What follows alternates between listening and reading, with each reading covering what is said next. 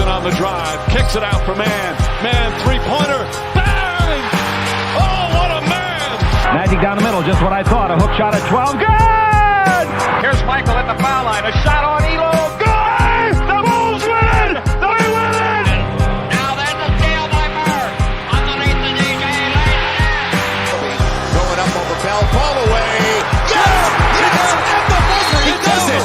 Was there ever a doubt? A Smith screen, Posey will defend. Oh! LeBron James with no regard for human life. It's a physical game. Oh, me, oh, my. A monster jam by Blake Griffin. What's going on, guys? Welcome to another post-game live here for the 2023 NBA playoffs on Dime Dropper. Before we get started, please make sure to subscribe on YouTube at Dime Dropper. Make sure to turn on the notification bell so you know every single time I go live or post a video. Just recently posted my Clipper playoff vlog for Game 3 and then reaction to Game 4. Obviously, I've been trying to react to every single game of these NBA playoffs. And in this episode, no Clippers, no Lakers, because I covered those last night. It's going to be Warriors, Kings, games 3 and 4. And I'm not going to do it as separately, kind of tie them together. But Warriors, Kings, games 3 and 4, because if you recall, during game 3, I was at the Clipper game. So I didn't get to actually watch it the night of. And then Knicks Cavs, that was on Friday. And then on Sunday, so I'm going to be talking about those two, which to me was a very similar story in both games. And then Hawks and Celtics, just watched both today. So let's get right into it. Shout out to everybody in the live. I know it's a little bit late. Probably not going to have that many people in the live, considering how late it is and no Clippers, Lakers, but appreciate those that are in here. This is mostly for the, the day after crowd, Spotify, Apple Podcast crowd. But let's get into it with the Warriors and the Kings, starting with game 3. You could tell immediately right off the bat that the Warriors had a sense of desperation that they were playing with, a sense of urgency defensively. And, games 2 and 3 have been a slugfest. Kind of have been, a lot of missed shots, tough D, pretty physical. And I think that the Warriors came out with the right energy in that game. And obviously Draymond being suspended, they made a change, and it was Jordan Poole starting in place of him. So Steve Kerr going with an offense heavy, four floor spacers with Wiggins at the 4. And I'll tell you what, Kevon Looney, he made some really solid reads in the pick and roll. But where he really impacted the game, and in my opinion was the second best player on the court for the Warriors, was on the offensive glass. He was absolutely dominant, getting rebounds over Sabonis and the quick kickouts. He got a couple of assists on those, and the Warriors really took advantage of that. Kevon Looney, 4 points, 20 rebounds, and 9 assists, 9 offensive rebounds in game 3. Absolutely ridiculous production from Looney. We saw that all playoffs long last year in their route to the championship. But, man, with Draymond out, they needed a big performance, and they got a big performance. And, besides that, they were basically up wire to wire. I mean, up by 9 after 1, up by 12 at halftime, and just kind of were able to keep the Kings in check.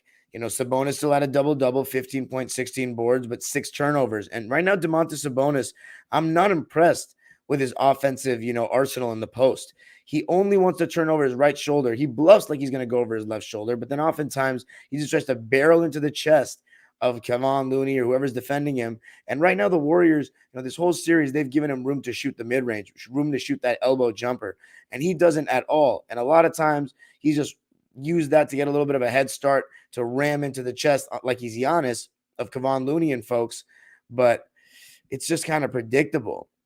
Thought Harrison Barnes was pretty good in game 3, had 17 points on 6 for 10 shooting and had a really good third quarter. Keegan Murray, again, not so great though, 2 for 7 from the field. De'Aaron Fox, if there was any game in the series where you could say he didn't really play that well, it would be game 3, but 26, 9, and 9 is not bad at all. Yes, he turned the ball over 4 times and was 9 for 22 from the field, but I still think he was okay. Led the way for points for the Kings. But I was also looking at that game from a Warriors fan kind of perspective, a Warriors lens, because they had to win. It was their must-win game. All the pressure was on them, and they got the job done. Kevin Huerter shot better, 50%, 6 for 12, but 1 for 6 from deep. So he just couldn't make shots, and the bench couldn't make shots. Finally, Malik Monk had a bad game. Davion Mitchell was 2 for 6. The team as a whole, 38% from the field, 23% from three, and they shot 47 threes, 11 for 47 from three. So Sacramento, who leads the league in three-point shots, made and attempted this season, they did not deviate from their strategy. They shot a ton of threes, and in my opinion, some of those shots were just a little too much. I mean, yes, they generated a bunch of open looks, but I don't know. It felt like, just if it ain't broke, don't fix it. I'm sorry, not if it ain't broke, don't fix it. The opposite. When your threes aren't falling, you got to do something else. You got to do something else. And I feel like the Kings, they just continue to shoot threes and continue to shoot threes, and it just didn't really go for them. As for the Warriors, I mean, Andrew Wiggins again, 3 straight really good games, 20 points, 7 rebounds. I keep thinking my chest is hitting my microphone, but it's not.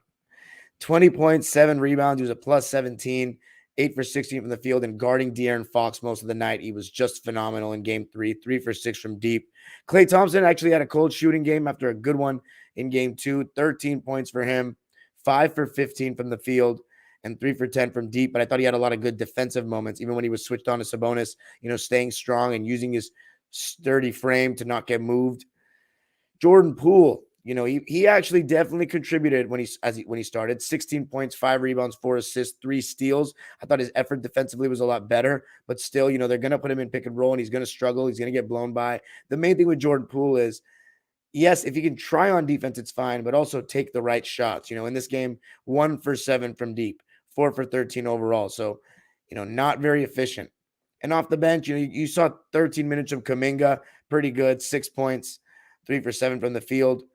Moses Moody and Dante DiVincenzo, though, they really gave the Warriors a nice lift in this one. DiVincenzo with a nice hezzy that probably should have been a double dribble or a carry in the end of the first quarter, but he was getting into the paint and making plays, making the extra pass. Obviously they're going to try to put Sabonis in the pick and roll a lot, and Sabonis has been hedging those screens, coming up to the level, coming up to the three-point line all series long. The better success, I feel like, and he's actually done okay in my opinion, but I think the better success, or the more success the Warriors have been on dribble handoff kind of actions where they can try to turn the corner on him. And DiVincenzo, they're getting to that baseline, and guys like DiVincenzo are making really good kickouts. And in game 3, he found a couple guys for some big shots, 6 points, 7 boards, 8 assists, 4 steals for Dante. And then Moses Moody coming off the bench, adding his athleticism and youth to the cause, getting to the rim, hitting a couple of threes, 2 for 5 from deep, 4 for 7 from the field, 13 points in 16 minutes. You'll take that. But the player of the game, he shot 48% from the field, 50% from 3, and 100% from the line. He came to play when his team needed him most. That is Chef Curry, and he did it with mostly off the ball. On the ball, they're going to hedge the screens, throw 2 at him, but when he's off the ball, he can still find a way to get clean looks in transition for threes, and he was fired up. 36 points, 6 rebounds, 3 assists, 2 steals, and a block for Chef. I still think, though, his defense, even though I'm going to talk about some good defensive moments in game 4, his defense to me throughout the season, these playoffs so far, has not looked like last season. He's getting beaten way too easily, both on the ball and off the ball. He's at fault for, I counted 6 to 8 points in game 3, first half alone, that Steph Curry got beat. So no bias here. I'm just telling you how it is. Still phenomenal. Big win for the Warriors in game 3. They needed that. Obviously, no team has ever come back from 3-0 down, 114-97 to keep it alive.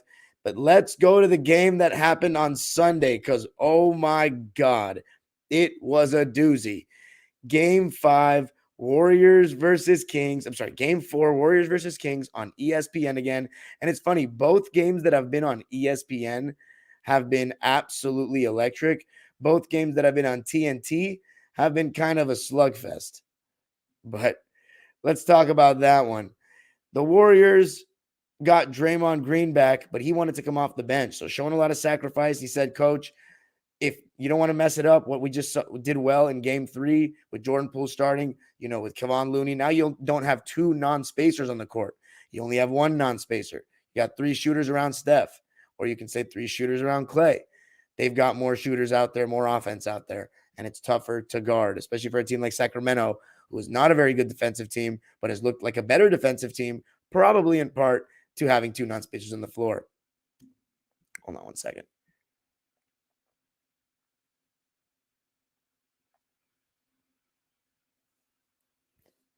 Listen, I don't drink Coke, but I haven't done Locked On Clippers, so I low-key had to get some kind of caffeine in me.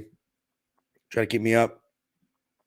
What's up, Daniel Berry Sports Highlights? Is Lakers in 5, Curry goated, Warriors winning that series. I'm not talking about Daniel Berry Sports.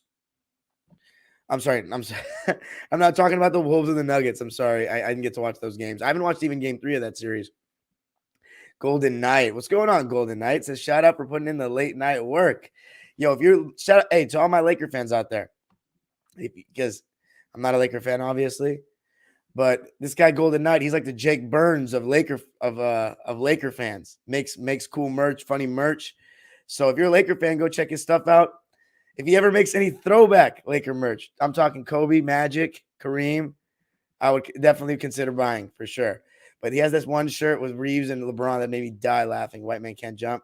So check him out. You can throw your link in there, bro. But he's on Twitter as well. So, but let's get right back to it. This game was amazing. Sacramento and Golden State game 4. It was an absolute shootout. These pushing the pace. I mean, I kept saying it, and I said in the first 2 games, but the Sacramento Kings have been pushing the pace on made baskets like no team I've seen in my lifetime. The only team I've seen do this in the playoffs is Showtime Lakers. We're watching their old games. Pushing the pace on made baskets so many times in this series and even in these games in Chase Center. I almost said Oracle. In Chase Center, you can see the second the Warriors score, Fox is pushing it down. He's getting into a pick and roll within 6 seconds, on some Steve Nash 7 seconds or less shit. And Fox, he came back to play in game 4. Just amazing. And it was just a lot of, high offensive, high-level offense being played in game 4. 32-31 Kings after 1. 37-34 in favor of the Kings in the second quarter. They were up 69-65. And somebody that finally woke up was Keegan Murray.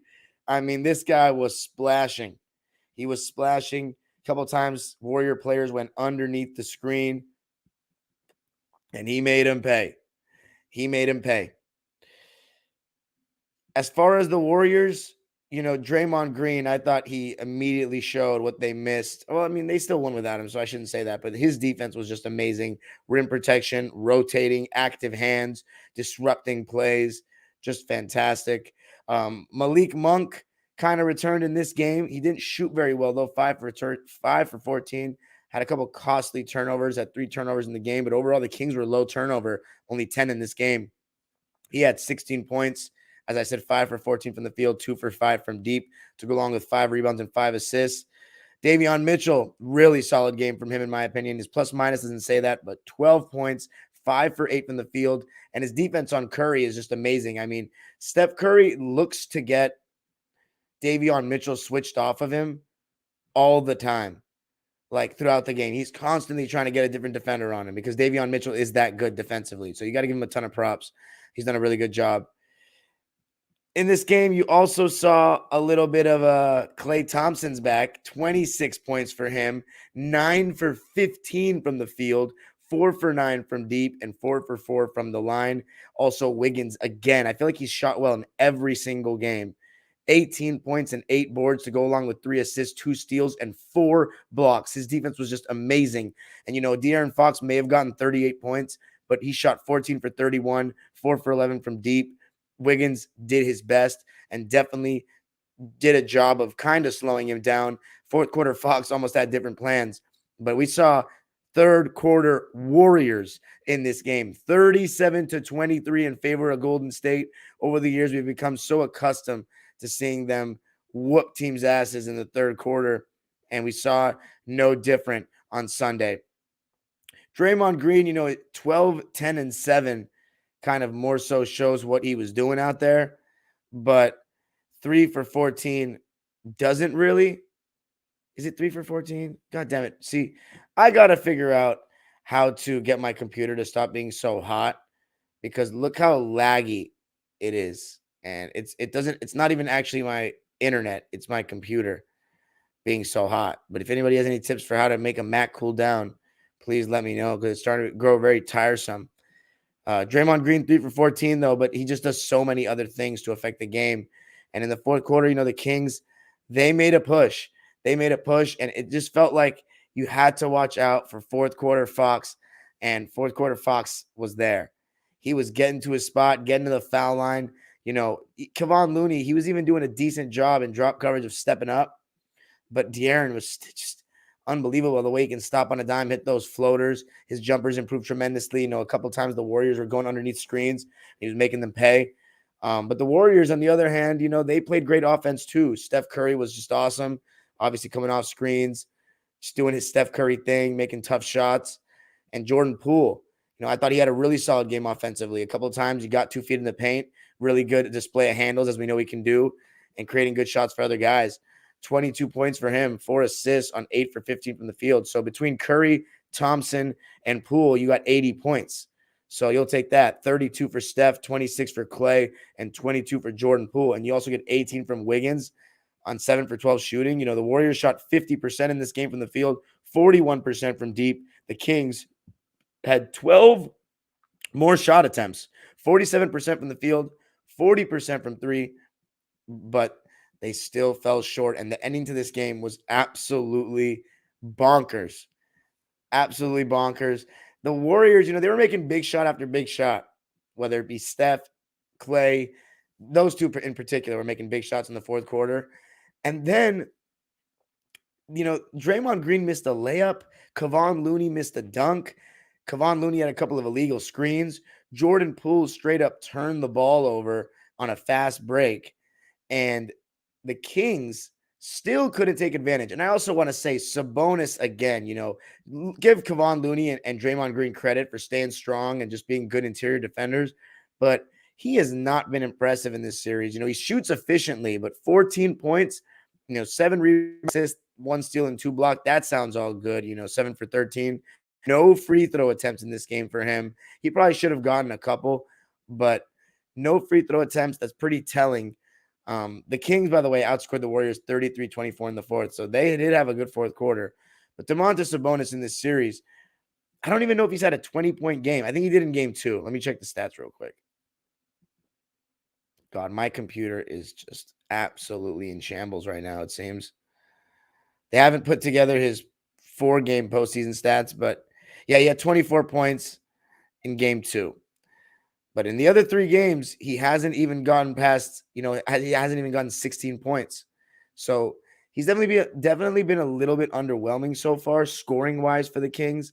They're going to need better in game 5 and just in general if they're going to win this series. But Stephen Curry nearly pulled a Chris Webber in this game. I couldn't believe what I was seeing.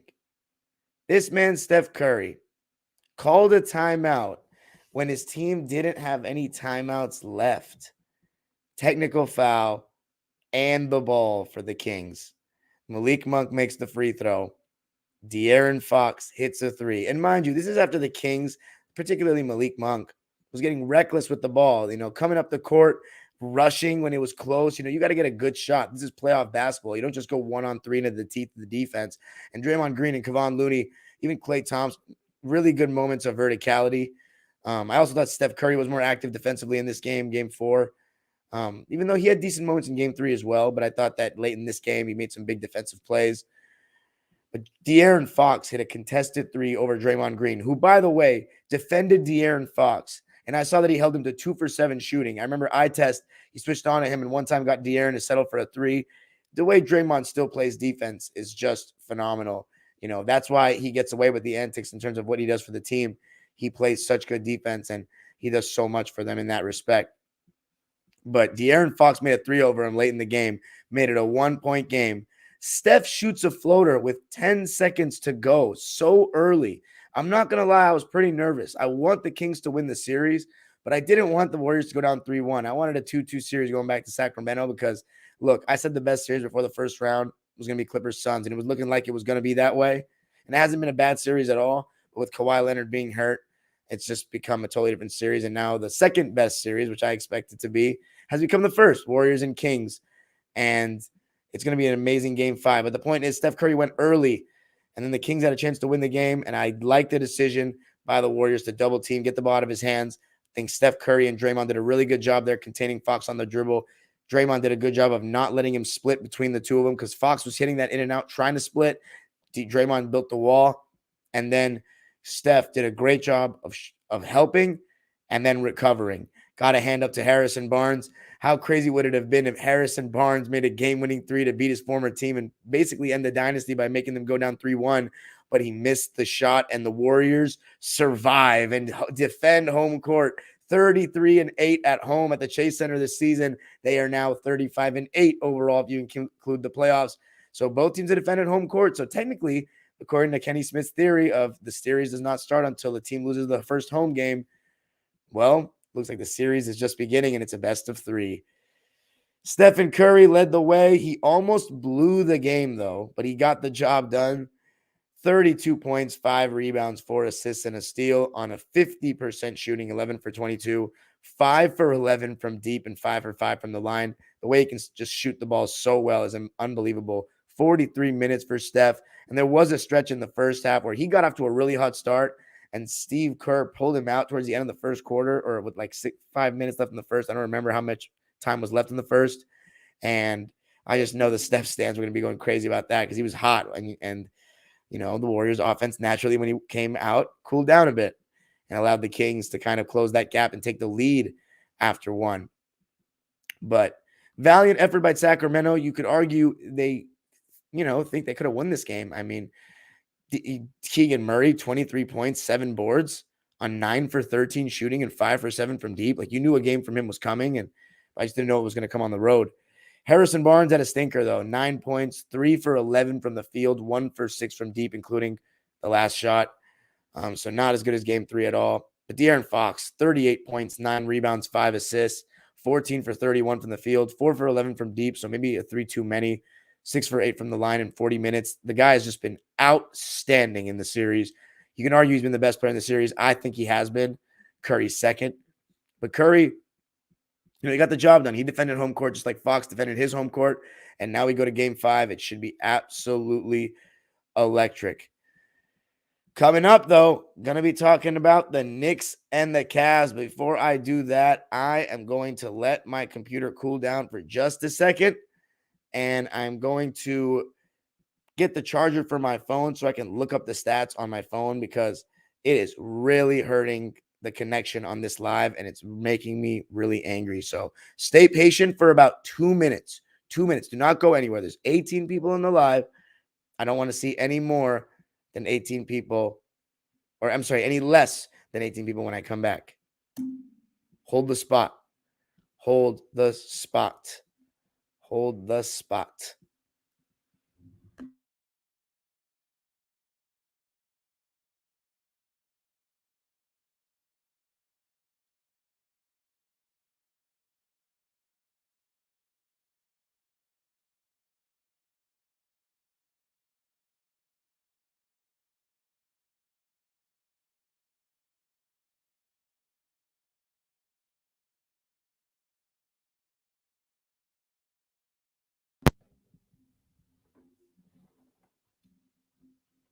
All right, we should be back.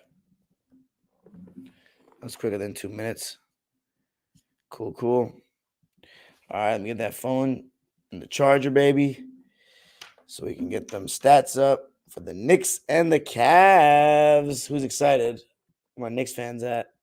Knicks fans are not up right now, are they? It's too late for them, isn't it? How's the connection coming in now? Let me know. Y'all. Let's read some comments real quick before I resume. Lob City Clippers are better than the Kawhi Clippers? Absolutely. Except you can argue 2021 is better than any rendition of the Lob City team. Jesus Day says Sac would be better if Sabonis actually stepped up and stopped being scared. Daniel Berry Sports Highlight says Curry and Klay played great. Jesus Days, though, says Sacramento going to eat in Golden State. Daniel Berry says Warriors in 6, but they need to win on the road. Yeah, absolutely. BFNS23 says Kings had their chance and they blew it. Warriors in 6, in my opinion. Daniel Berry Sports Highlight says Fox is Mr. Fourth Quarter, and yeah, Keegan Murray. Ja'Cory Marshall says Fox to me looks like the best mid-range shooter. It's ridiculous. Yeah, it's insane. The Hound says Sabonis is hurt. Props for him playing through it. Which, are you talking about the sternum? Let's see. Ask me, do you think the Grizz win the next game? No, I don't. I had Lakers in 6, so I'm going to stick with that pick. Actually, no, I did say Lakers. Did I say Lakers in 7 winning with the experience? So maybe they do win the next game.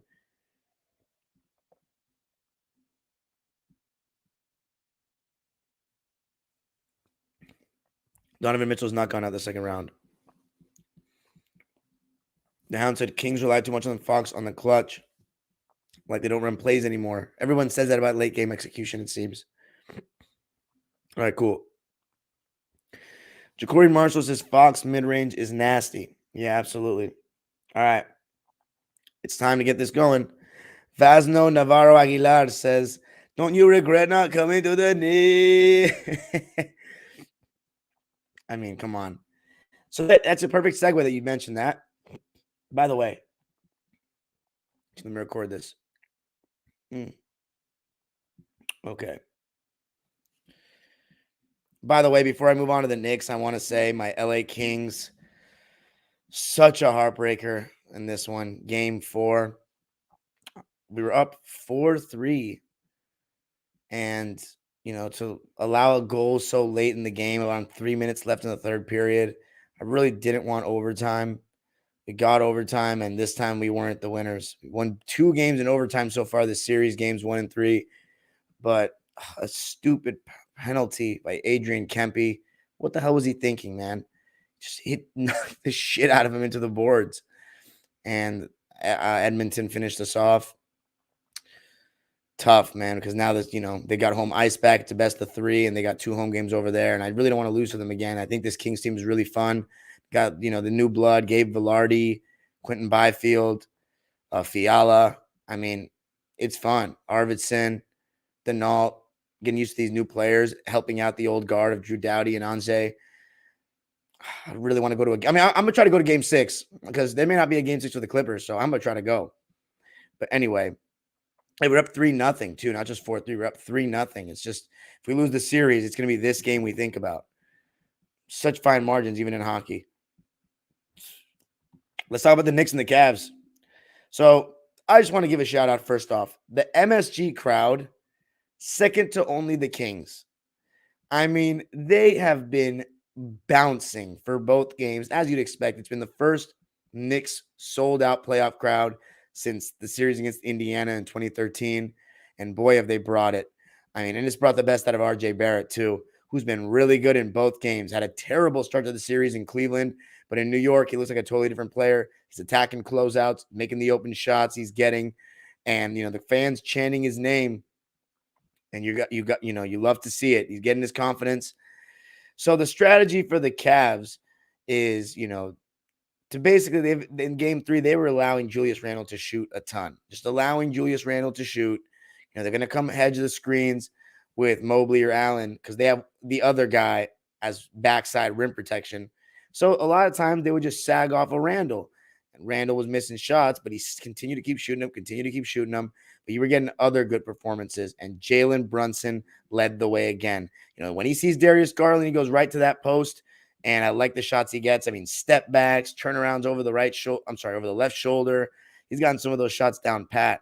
And Josh Hart, continues to be fantastic on both ends of the floor. And this game was a real slugfest. I mean, tied at 17 after 1. 17. Cavs defense was also really good. That's what they excel at. It's that backside rim protection. And part of it was because Randle wasn't making shots. But 17-17 after 1. However, in the second quarter, the Knicks, really built up a lead, 28-15 in the second quarter. They were just playing really good defense. And Darius Garland, who was amazing in game 2, was absolutely in the doghouse in game 3. He was missing every single shot imaginable, floaters, threes, you name it, he was missing. You got to give credit to the Knicks defense as well. So active. They try to put Brunson in the pick and roll, but I think the Knicks try their best to do what they can with it. And Donovan Mitchell, he shot pretty efficiently in this one. 22 points, 7 rebounds, 5 assists on 9 for 19 from the field, 2 for 8 from deep, though.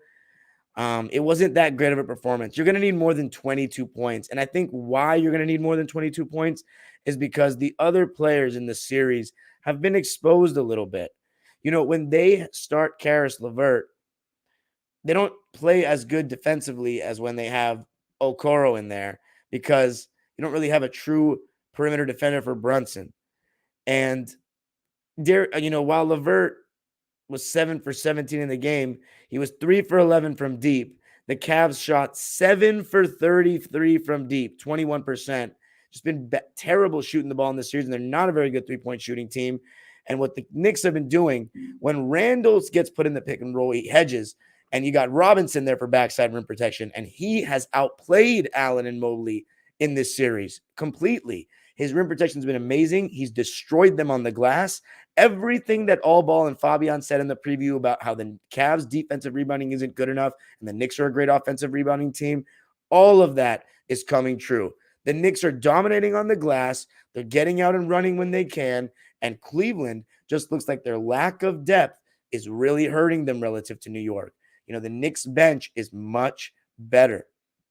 And Evan Mobley, when Randle comes up and they put Mobley in that short role, he has not shown the ability to finish consistently. He looks awkward offensively. And the two of them don't have any real go-to moves. L.A. Broadus, bless his soul, said, they've been trying to pick up a jump hook, from Robin Lopez.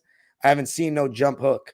I've seen occasional moves. Evan Mobley on the roll sometimes catches it underneath, a little turnaround or, a little up and under, but nothing consistent. Right now he's not doing enough offensively. And this summer, he's going to really have to put in some work because as great as he is defensively, and he's amazing, he's locking up Randle in terms of percentage and stuff. When I see Randle try to go one-on-one against Mobley, I'm like, ugh. But he's getting pushed around a little bit on the glass, Mobley. And Jared Allen not doing much better either. The Knicks just continued to put the pressure on. And in the third quarter, they outscored the Cavs by 4, in the fourth by 3, and ended up cruising to a 99-79 win in Game 3, only letting the Cavs score 79 points. I mean, that's defense. That's a crowd. Obviously, a part of it's just a bad shooting game for Cleveland, but 39% from the field and 21% from 3. Great job by the Knicks defense. The Cavs getting nothing from the bench scoring-wise, just 9 points in real minutes by Osman. Not even. Danny Green, Jetty Osman, and Isaac Okoro were the only ones that were really getting minutes off the bench. That's 8 of them. They stagger Mobley and they stagger Garland and Mitchell, and they stagger Mobley and Allen. But, my God, you've got I think Ricky Rubio may have played. He played 5 minutes, but Danny Green's playing. That's when you know it's bad, when Danny Green's playing at this age. But 7 points, all they got from Okoro, who made both of his shots, by the way. But it's all so reliant on the starters. Let's start with Karis LeVert. 17 points, 4 rebounds, 3 assists, but 7 for 17 from the field and 3 for 11 from deep. He was left open so much, and he just did not hit enough. Not like Game 2. Jared Allen, 6 points and 5 rebounds on 3 for 3 shooting in 37 minutes. That is absolutely inexcusable for him to only get 2 defensive rebounds in 37 minutes. He blocked 2 shots, but that is pathetic. As for Evan Mobley, he had a double-double, 10 points and 10 boards on 5 for 10 shooting, so looks good stat-wise. Only 1 block. He turned the ball over 3 times, and the Cavs as a team turned the ball over 20 times, and the Knicks took advantage of it. So, again, I have a big phrase as well, one of my convictions. If you turn the ball over 20-plus times on the road, you're not going to win. You're not going to win. The Knicks took advantage of that, and you're going to need more than 10 points from your third-best player. I'm sorry. Darius Garland, talk about your second-best player, 10 points, 4 for 21 from the field, 1 for 7 from deep, 3 assists, 3 turnovers, but he did have 4 steals. It's just not – that's terrible. Garland was just awful, just terrible night at the office, could not hit a damn shot. Donovan Mitchell, 22 points, 7 rebounds, 5 assists, 6 turnovers, though, 9 for 19 from the field, 2 for 8 from deep. In my opinion, that's keeping him in check. That's doing a good job. 22 points is not doing nothing. It's not scaring you at all. So not good enough from anybody on the Cavs. I don't think anyone really had a good game. If you're a Cavs fan and you thought somebody had a good game in Game 3, you let me know who. As for the Knicks, 9 deep with Toppin, Hartenstein, Josh Hart, and Emmanuel Quickley. And shout out to the Knicks fans at the end, cheering for Derrick Rose to enter the game, and he got in the game. But Quentin Grimes, he played the least amount of minutes of anyone in the rotation, 13 minutes. and it was 1 for 5 with 2 points. Not much to say about him. Obi Toppin, some really good minutes. He's had some really good minutes in the series. Was really good in game 1. 15 minutes for him, 8 points, 3 for 8 from the field, 1 for 4 from deep, but he's really good in transition, adds athleticism to the Knicks team, and he had 4 steals and a block in those 15 minutes. Isaiah Hartenstein, 7 points, 5 rebounds on 3 for 5 shooting. He's starting to play like that Isaiah Hartenstein that I know. 2 steals and a block for Isaiah. So doing his job off the bench in that backup center role. Emmanuel quickly, 23 minutes played, finally had a decent game, 11 points on 4 for 6 shooting. And obviously defensively, he does a job. He's gotten so much better. He was a plus 27, which is the highest of any Knick or any player in the game. Shout out to Emmanuel quickly for that one. And he still hasn't had a quickly explosion yet. I feel like that's coming. And then Josh Hart, 29 minutes off the bench. He continues to just be spectacular. 13 points, 6 rebounds on 4 for 5 shooting, and also 2 steals. He was a plus 13 and 13 points for him. He has just been awesome guarding the point of attack and just making hustle plays, making the Knicks a faster team. He's been just so huge. It's been his first playoff series, and he's been ready for the moment, as you'd expect, given what he did at Villanova. How about RJ Barrett? 19 points, 8 rebounds, and 3 assists on 8 for 12 shooting, 66%, and 50% from 3 for 6. So RJ didn't shoot any free throws, but he was really good in his role, did what he needed to do. He was that third guy in a night where Randle did not have it going. As for Randle, 11 points and 8 rebounds on 3 for 15 shooting and 2 for 10 from deep. So Randle did not have a good shooting night at all, but he was working hard defensively. And Robinson, speaking of working hard defensively, 7 points, 7 boards, 3 assists, 2 steals, and 2 blocks. And it's crazy because that just does not even get close to showing you the kind of impact that Mitchell Robinson has had in these games. I mean, he has been a complete deterrent. He's making players not shoot shots around the rim, think twice before they shoot them. It's been amazing from him. He has outplayed Jared Allen and Evan Mobley big time. And now to game 4. Now, I'm not going to lie. I did not get to see really the first half of this game at all, actually. I turned it on, and the Knicks were up by 9.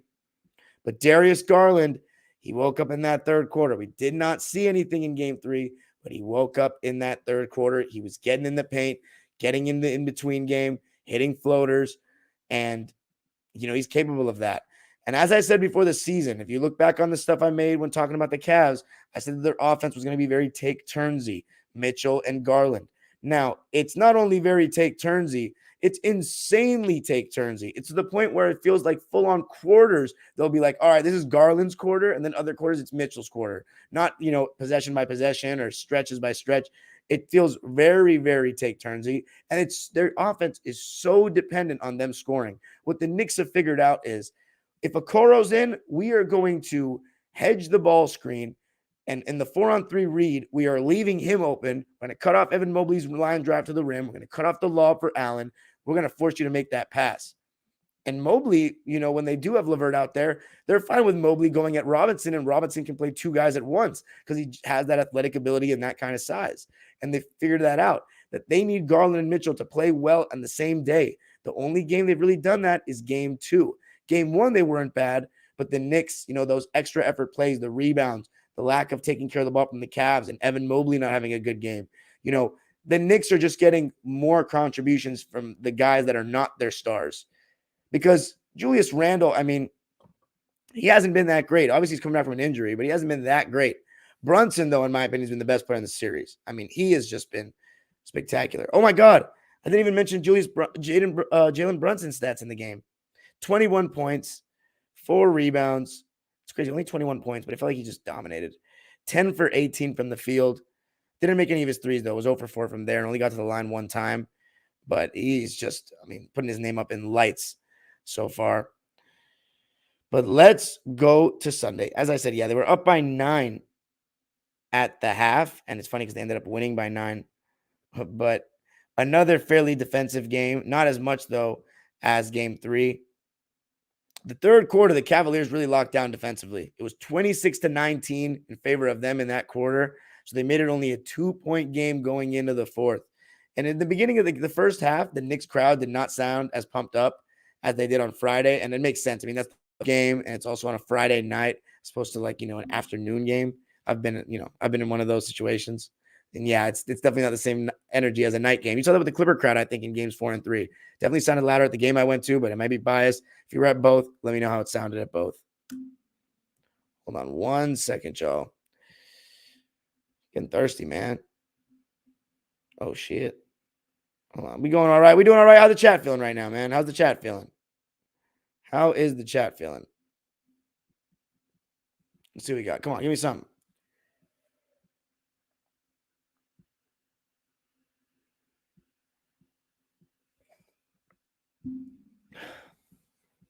Okay. Woof. Let's get back to it. However, I thought the Knicks did a really good job of kind of withstanding all those big pushes from Cleveland. And in the fourth quarter, they were the ones that came out with the better quarter. 29-22. They locked down. And the biggest thing that stuck out for me, Donovan Mitchell. He didn't come through. The Cavs needed this game. They needed this game. They could not go down 3-1, and they did. Shout out to the Knicks fans, though. They made it as tough as you can make it for a road team to go in there and get a win. And that's the objective of home playoff crowds. Make life as tough as possible. Give your players that energy, and when they do give you that energy, make enough noise that they stay up. Donovan Mitchell, a guy that I was hearing some people talk about, he's one of the best playoff performers ever, just because he has one of the highest points per game for playoffs ever. First of all, you cannot compare eras, raw PPG in different eras like that and just say, oh, because he's top 5 in points, he's one of the top, he's a top 5 playoff scorer ever. No, but by the raw numbers he is. But come on, man, let's get real here. There's about 50 players, I would say, that are better playoff performers than Mitchell. I mean, guys, are we being serious here? In the history of the NBA, he's not one of the best playoff performers of all time. He's one of the better playoff performers of this generation. And even that's overstated, I might add. And I like Donovan Mitchell. I like him a lot. But his first year was amazing. When he beat Westbrook and Paul George and he was the best player on the court in those games, he was awesome. That was insane. But the second year against Houston, he shot like 32%, was like terrible in that series. He was great in the bubble, but his team still blew a 3-1 lead. And then against us, they said he was injured. He was chucking up shots after games 1 and 2, bailing us out, and he wasn't playing defense. Everyone was saying that it was because he was hurt. And he did the same shit last year, though. The same shit. It's just a tough shot diet. He is a 6'1 guard or 6'2 point guard with stupid bounce and long arms. When you put length on him, it's just a lot of long jumpers. He doesn't have a consistent get into my mid-range pull-up one-on-one. It's a lot of 18-footers, a lot of threes, and it can go cold. And we saw him go cold in this game. When they needed him, it just felt like Garland was kind of carrying. And again, 19 points off the bench in total. But the Knicks didn't have a good night off the bench. The Cavs actually beat him in bench points in this one, funny enough. 11 points off the bench for New York, 19 for Cleveland. Shetty Osman had 10 points and 5 boards on 2 for 5 shooting off the bench. So at least Shetty Osman getting in on the act. Isaac Okoro had 9 points on 4 for 9 shooting off the bench, but 1 for 5 from deep. And again, the Cavs can't make threes. They need to go get some shooters this offseason. 6 for 23 from deep, 26%. Just putrid. Ricky Rubio, 6 minutes, a donut. Danny Green, 4 minutes, a donut. Every single Cavs starter played at least 35 minutes, the lowest being Evan Mobley, who fouled out. 12 points, 7 boards for him on 5 for 8 from the field. It was just tough. He just had a tough one. 2 blocks. He was +2 when he was on the court, but hey, just not enough. Jared Allen. Let's go with Karis LeVert. 14 points, 9 boards on 4 for 10 shooting and 2 for 6 from deep. Just not enough. Just not enough. You're going to need more than that from him. He's only had 1 good game in this series to me, and he has to be better. Has to be absolutely better. That's somebody that L.A. Broad has said was going to be a big player for his team. He has not come through yet. Jared Allen, 14 points, but this is the most appalling stat. Yeah, 14 points on 7 for 11 shooting. Oh, sounds great. 4 rebounds. 4 rebounds. That's ridiculous. You're 7 feet with bounce. Like, that's crazy, man. That's actually insane. No blocks either. Yeah, I don't know what's going on. It's mental, man. It's a lot of it's mental. It's not just skill. He's getting beasted. He's got to be stronger. Come on, Jared Allen. Toughen up. What are we talking about here, man? And then the duo. Darius Garland was the better one today. 23 points, 10 assists. 9 for 16 from the field and 2 for 4 from deep. He's doing his thing. And 0 turnovers. Cavs did a better job taking care of the ball. Only 12 turnovers. But Mitchell, 11 points, 4 rebounds, 5 assists, 5 for 18 from the field, 0 for 4 from deep. 6 turnovers. So half the turnovers came from D. Mitch. You needed him, and he did not come through. Now you're going to need a big game in Game 5, and I think you're going to get that. But it might be too little too late because you're going to have to win an MSG. If that Knicks in 5 prediction by Fabian comes true, oh my God, I'm never going to hear the end of it. Cavs, come on. You got to force this to 6. You're too good to be going down like this. Or are you? It's been rebounding, man. It really is. Rebounding, depth. You know, everybody that says that rotation strength in the playoffs, depth doesn't matter. There's a level of truth to that, but depth definitely matters. Depth definitely matters. Emmanuel quickly had a donut. So far, the decision to make Malcolm Brogdon 6 man of the year looked pretty good. No offense to Quickly. Donut for Emmanuel quickly in 19 minutes. Deuce McBride had 3 points in 5 minutes, 1 3, 1 make. Hartenstein, 21 minutes, 1 point, 8 rebounds on 0 for 1 shooting. Obi Toppin, 5 points, 8 rebounds. Thought he made some big plays. Thought he definitely made some big plays. 5 offensive rebounds. So, yeah, there you go. 2 for 5 in the field for him. For the Knicks, all the starters played at least 27 minutes. And you know what I thought was really impressive? Quentin Grimes didn't play because of a right shoulder contusion, by the way. What I thought was really impressive was that Julius Randle was sitting out a lot in the second half. Tibbs made the decision, and you got to, Tibbs has made some decisions this season that people did not expect him to make, leaning into the young guys, now sitting Julius Randle in a playoff game because he's not shooting well. I mean, these are decisions that you haven't seen Tibbs make like that. I mean, Randle, 3 for 10 from the field. Like, this guy continues to have poor shooting games. They haven't calculated his postseason stats on ESPN yet for the 4 games played, but 7 points, 2 rebounds on 3 for 10 shooting. Like, he's not really having that good of a series, man. But the Knicks supporting cast is so much better this time around. Josh Hart started in place of Grimes, and he was amazing again. 19 points, 7 rebounds, 7 for 16 from the field. Only 1 for 4 from deep, but 4 for 5 from the line. He had 2 steals. I mean, the guy has just been absolutely, utterly electric for the Knicks. He's playing so hard. He's good in transition, even though he's sometimes out of control. But his defense has been superb. His effort has been superb. 40 minutes played. You'll take that all day long. Mitchell Robinson, double-double, 12 and 11 on 5 for 7 from the field to go along with 2 blocks, 7 offensive rebounds. He has beasted Jared Allen on the glass. He's been the best big in this series, and it's showing that maybe he would have made a much bigger difference than we think in that 2021 series against the Hawks that they didn't have him. How about RJ Barrett? The 26 points on 9 for 18 shooting. He was 0 for 6 from deep, but the way he was attacking the basket, shooting that little floater, getting to the rim, I mean, you got to love the performances if you're a Knicks fan from RJ Barrett. 2 really good performances to bounce back from those 2 performances in Cleveland. Now, can he take that performance from New York and take it to Cleveland? Does his form travel? That's going to be the big key for RJ Barrett because he's played really well in these Knicks games at home. But the guy, the man, we got to talk about. He is just putting his name up in lights, putting his name in the conversation with the other good point guards like the Garlands, like the Trae Youngs, like, I don't know about the Ja and the De'Aaron Fox and SGA.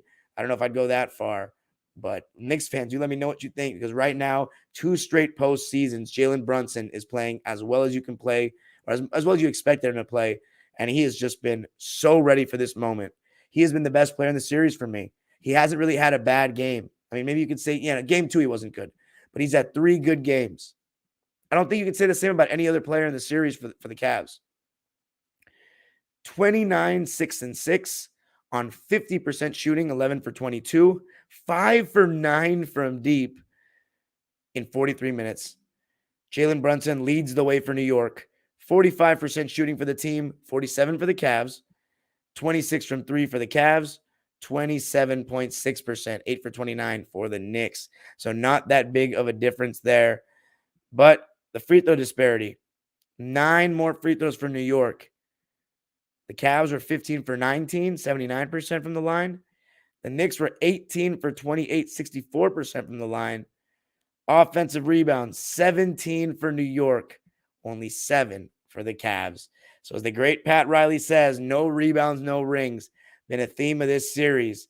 And right now the Knicks, 1 game away from going to the first second-round series they've played in since 2013 when they beat the Celtics and played against the Indiana Pacers and lost. This would only be the second time in my life that the Knicks would be in the second round. No, I'm sorry, second time in my time watching basketball, because in 99 they made the finals. But allowed to close it out. Sorry, Celtics fans. I know I made you wait till the end, but Boston and Atlanta series shifted to the Hawks. And man, that game 3 was a shootout. I didn't get to watch the first quarter, but oh my God, left and right. I mean, Trae Young finally came to play. I mean, he was getting in his bag, step backs, getting to the rim. You know, then the Celtics love to switch everything when they have Horford there at the 5. And Horford does an exceptional job, even at his age, of staying with guards for the most part. But Trae Young was giving him the business in this game, in game 3. He was getting to the rim. Dejounte Murray, another amazing performance. I mean, the first 3 games, I think the guy's been really good. Getting into this mid-range, getting into the in-between game. And when the Time Lord is defending, he'll be in drop coverage. So sometimes that can allow guys like that are really good in the in-between game, like Dejounte Murray, to get the shots that they want as opposed to going isolation. But the Celtics also were hitting offensively too. Like, they were staying in it. They were hitting threes. The Celtics were 44% from 3 in game 3, and they still lost because the Hawks were 44% from 3 on 15 for 34 shooting from downtown. And the Hawks have one of the best offenses in the league, so you knew you were going to probably get that one game they were going to just all shoot like crazy well. And, you know, the Celtics still shot crazy well too, but it was big plays and a big fourth quarter from Ice Trae to me that took him home for Atlanta. I mean, big shot after big shot. Tatum missed a good look at a 3 that would have potentially tied the game at 124. And then Trae Young got in the lane, got past Derek White, who's been the best defender on him all series. He's done an amazing job. Hits the floater to seal the game, put them up 126 to 121. A huge win for the Hawks. As for the Celtics, Malcolm Brogdon had a good game off the bench, though. 17 points and 5 assists on 7 for 15 shooting and 3 for 6 from deep. He's been really good in the playoffs so far. The Time Lord played 19 minutes, 4 points, 5 rebounds. I actually think that they played better with Horford in game 3 because in drop coverage, Murray and Trae Young were doing a pretty good job scoring and creating shots, whereas Horford will switch. And even though they'll blow by him sometimes, there are other times where he holds his own and stands his ground and stays in front pretty well. Sam Hauser, 9 minutes, a donut. Grant Williams actually got minutes in this game, 18 of them to be exact. He shot 4 threes and he made every single one, 14 points. So Grant Williams getting some burn. And then the starters. Al Horford, 8 points, 4 rebounds, 3 assists on 3 for 7 shooting and 2 for 6 from deep. Not much to say there. Derek White finally kind of returned to earth offensively in game 3. 11 points, 4 for 7 from the field, but he was 3 for 4 from deep. So as far as shooting percentage, he did not. I mean, he's continuing what he did in Boston. Marcus Smart, he had a really good shooting game. 24 points and 8 assists, 9 for 19 from the field and 5 for 12 from deep. And then the Jays. Jaylen Brown, 15 points. He had 5 fouls, struggled with foul trouble, so he only played 33 minutes as a result. He was efficient, 7 for 15 from the field, but 0 for 4 from deep, and only got to the line 2 times. So not the best game for Jaylen Brown in his return home. He's from Atlanta. Jayson Tatum, 29 points, 10 rebounds, and 5 assists. I think he's been pretty good in every single game, honestly, but he didn't shoot very well. 9 for 22 from the field, 4 for 11 from 3. You can argue that he wasn't very good in game 3. He also turned the ball over 4 times, which was a third of the turnovers for the team. So Celtics lose that one 122 to 130. But to be honest, I was looking at that game from a Hawks perspective because they needed to win the game. You know, I had Celtics in 5 before the series. So that was the game where the Hawks needed to get the job done. And that 9-man rotation for them, I mean, they got some good overall contributions off the bench, really good ones.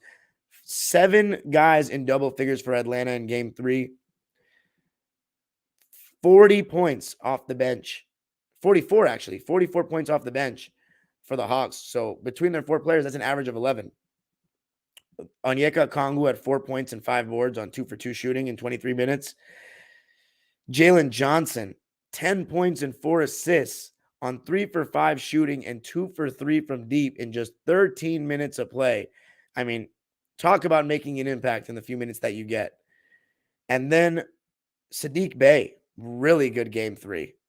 15 points and 8 rebounds, 5 for 7 from the field, and 3 for 3 from deep. So it doesn't get much better than that for Saddiq. And then Bogdanovich, I think he's had a really good series, honestly. 15 points and 4 boards on 6 for 8 shooting and 3 for 4 from deep. And he offers more defensive resistance than Trae Young. As for the starters in that one, the Hawks' only win of the series, that will probably be their only win of the series. John Collins only played 21 minutes. He had 8 points and 5 rebounds on 3 for 7 shooting and 2 for 6 from deep. So again, not really involved much. And I really don't think that John Collins is just this pick and pop big. I don't think he's a good 3-point shooter, really. I mean, let's look at his career stats real quick from 3. First season, 34%. Second season, 35%.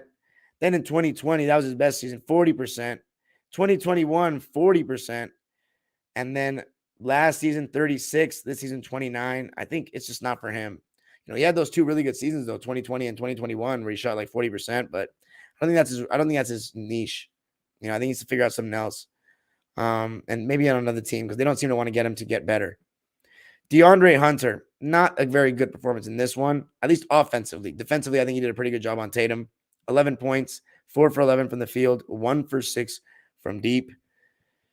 Clint Capella had a double-double, 10 points, 11 rebounds. Thought he was really solid, 5 for 8 from the field. Also, no block shots. Thought he had one. The backcourt brought it.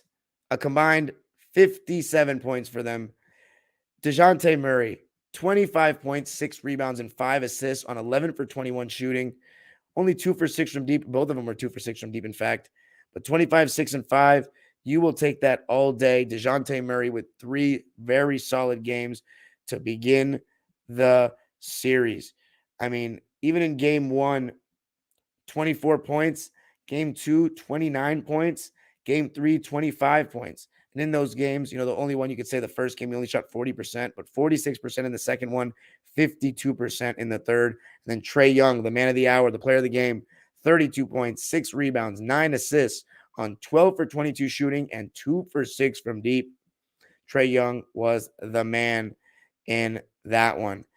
But then game 4, which was on Sunday, I am not going to lie, I turned the game on late second quarter. The Celtics were up by about 7, and they won by about 7. They won by 8 to be exact. So it was basically even the entire time I watched. I thought, again, Trae Young playing much better than what he did in Boston. I thought the Celtics were doing a really good job on him, though. I mean, Derek White, Marcus Smart, like these guys have just done a hell of a job on Trae Young. He was shooting really poorly, but he was creating a ton of good shots. You know, the Hawks, a lot of it was just that they were cold in game 4, first half. Celtics, they were making shots. They were playing pretty well. You could see that they were trying to, you know, put out the fire and just trying to eliminate any hope of the Hawks trying to get this game and tie up the series. But Dejounte Murray, I mean, continued to be great. He, to me, has had 4 good games in the series. 23 points, 9 rebounds, and 6 assists in this one. 9 for 20 from the field. So 45%, and then 4 for 8 from deep. I mean, the guy has just been amazing, but controversial moment after the game where he bumped an official. Shades of, it's so funny because 11 years ago, Rajon Rondo bumped Mark Davis in a Hawks Celtics playoff series in Atlanta. So it's funny that all these years later, they play each other in the playoffs again, and we have another referee bump, but this time it's a Hawks player. Same stadium, though. Likely will be a suspension. I can't see how not. That's actually suspension worthy. So that's it for the Hawks. Like their season's done. But this is what I expected. I mean, losing 5 to the Celtics, I think they had some good moments, you know, in the play-in, and, you know, to get a win against the Celtics is an accomplishment. I think they made the games fairly competitive. I think game 4 was really fun to watch. But, you know, this is what their team is right now, and I think they got to make some, you know, I think having Quinn Snyder a full season next year will be good for them. I think Trae Young, as far as his development, I mean, he's going to have to keep getting better. He's going to have to learn how to play off the ball more, keep trying to get better at defense. I think the fit with Dejounte Murray is not a bad one per se. It's not the perfect fit. I think it'll be better with another season. Probably try to get somebody else besides John Collins. I think somebody that's more of a If you want a guy that just picks and pops for threes, then John Collins is not the guy, in my opinion. But, oof. The Celtics just seem to kind of keep having that lead. And, they led 65-53 at the half. In the third quarter, the Hawks outscored them 34-27. Really good activity. Dejounte Murray was impressive. DeAndre Hunter was impressive. Clint Capella, not bad either. 10.7 rebounds for him in the game on 3 for 6 shooting. And Bogdanovich as well, even though he fouled out, 8 points and some big shots. 3 for 8 from the field, 2 for 5 from deep in the game.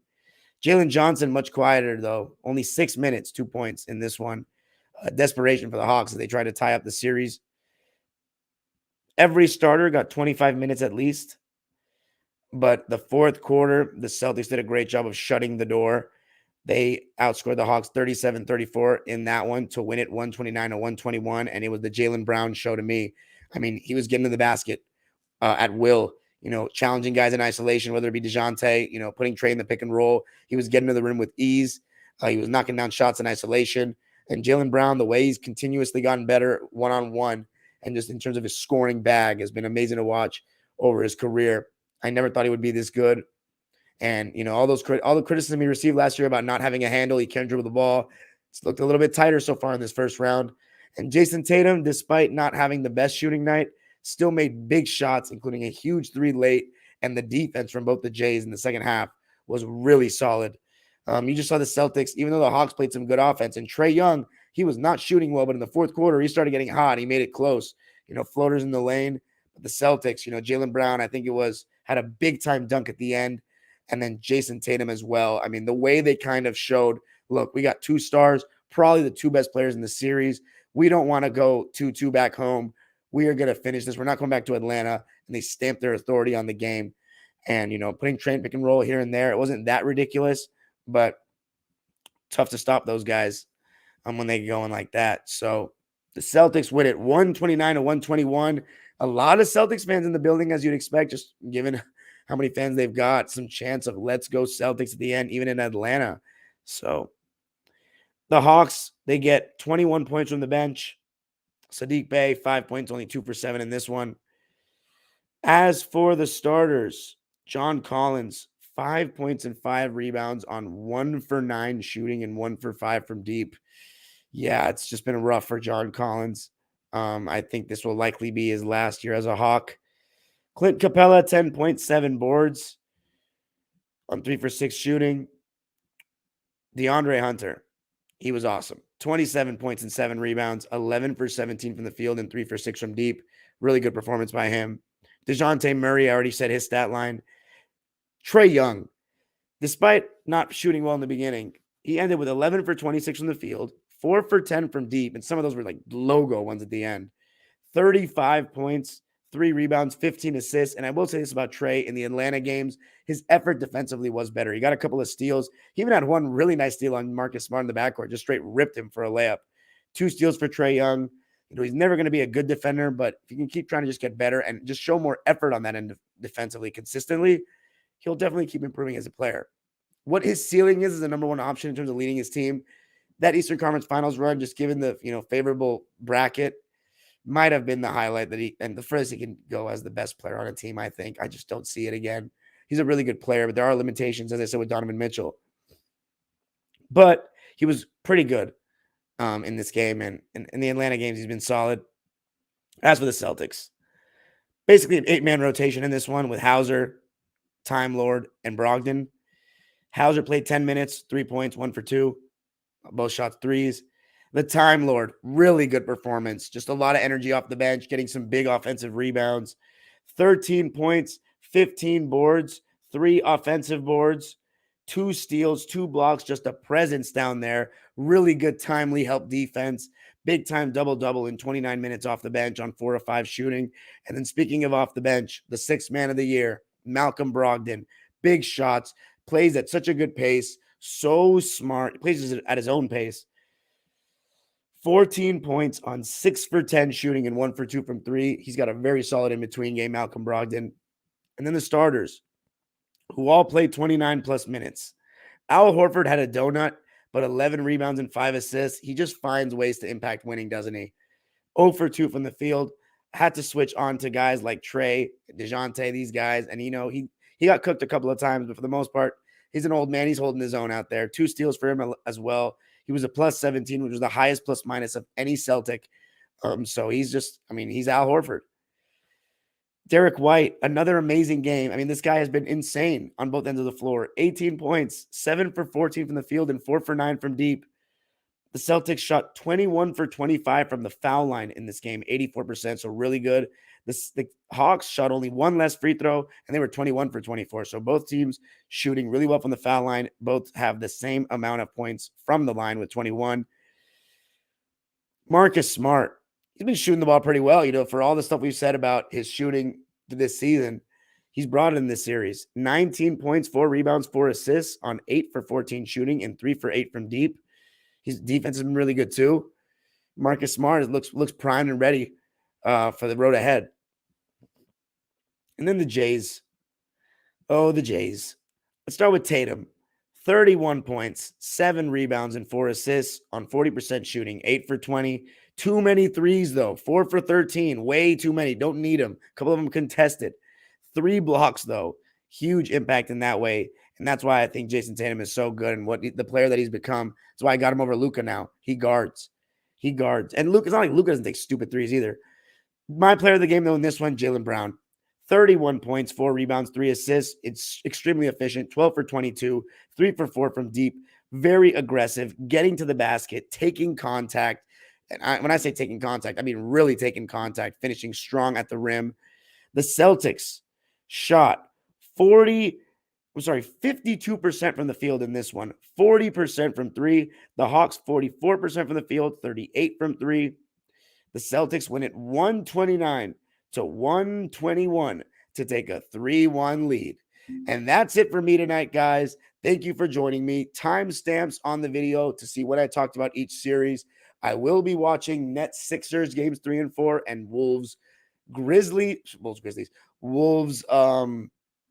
Nuggets games 3 and 4. It looks like a lot of my predictions are going to come true. I was so tempted to pick Sixers in 4, but I was like, I could see them losing 1 game, but they didn't. Going to see how they win those 2 games because I really expected the Nets to win 1, especially with the way Mikal Bridges was playing. But let's see what we got on Monday. Yes, just 2 games. Oh, I haven't even watched Miami-Milwaukee game 3. I got to watch that. So on Monday night, we're doing Lakers starters, big game. And then we'll be doing Brooklyn versus Philly, Denver versus Minnesota, and Miami-Milwaukee. If I get to watch Miami-Milwaukee, I guess we'll do that second. So thank you for joining me. Peace out. Have a good night. Now to the live subscribers waiting patiently in the chat.